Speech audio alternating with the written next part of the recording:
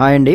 One step solution సర్వీసెస్లో open plots Bandar రోడ్డుకి ఆనుకొని కరెక్ట్గా మచిలీపట్నానికి 7 కిలోమీటర్స్ దూరంలో, విజయవాడ నుంచి 55 కిలోమీటర్లో బందర్ రోడ్డుకి ఆనుకొని నెమ్మకూరు బెల్ కంపెనీ దాటిన తర్వాత ఆల్రెడీ బెల్ కంపెనీ కన్స్ట్రక్షన్ అయిపోయిందండి.